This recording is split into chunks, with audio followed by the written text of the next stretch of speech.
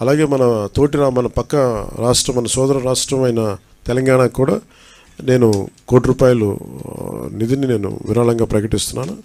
అది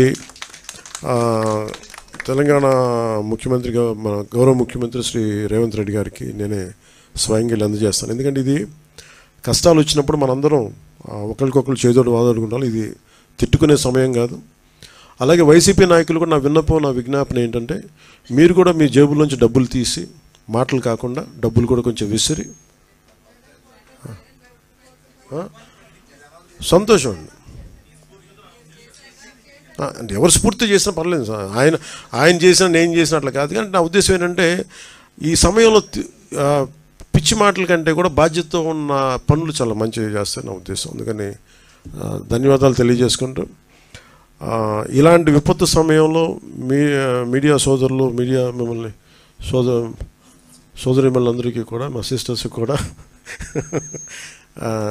I'm grateful to you all. నిజంగా అంటే క్షేత్రస్థాయిలో మేము ఆ రిపోర్ట్స్ తెప్పించుకుంటున్నామంటే, ప్రతి విజువల్ తెప్పించుకుంటున్నామంటే అది మీ అందరి సహాయ సహకారాలు, మీ యాజమాన్యాలకి, లేదంటే మిమ్మల్ని లీడ్ చేసే ఎడిటర్స్కి అందరికీ పేరు పేరున ధన్యవాదాలు తెలుపుకుంటూ సెలవు తీసుకున్నాను. Thank you.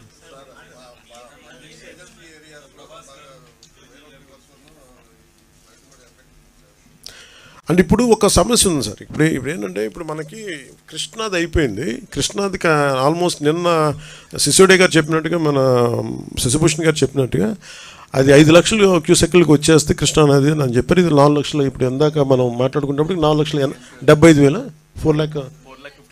ఇప్పుడు 4,50,000 2 hours బ్యాక్ వచ్చింది. మీకెంతండి? 3.5 వచ్చింది. ఒక మేము మీటింగ్లో ఉన్నాం తెలియదు. సో 3.5 కాదు. ఇప్పుడు ఏమైపోయింది, అటు మన గోదావరికి వస్తుంది.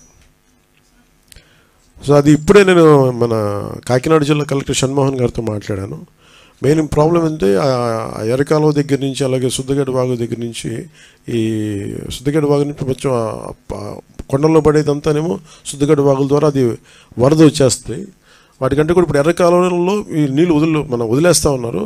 ఇది ఆల్మోస్ట్ 20 lakhs క్యూసెక్స్కి వచ్చేసింది.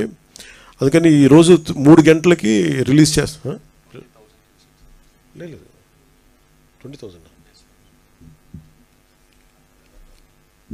ఎర్రకాలం. మనం మాట్లాడదా పోలం మన ధవళేశ్వరం. ఇప్పుడు మన 19,000 క్యూసెక్స్కి వస్తే అది రిలీజ్ చేస్తామని చెప్పేశారు. అది 20,000 రీచ్ అయిపోద్ది. అది వదిలేస్తాం, ఇప్పుడు 3 o'clockకి వదిలేస్తామని చెప్పారు.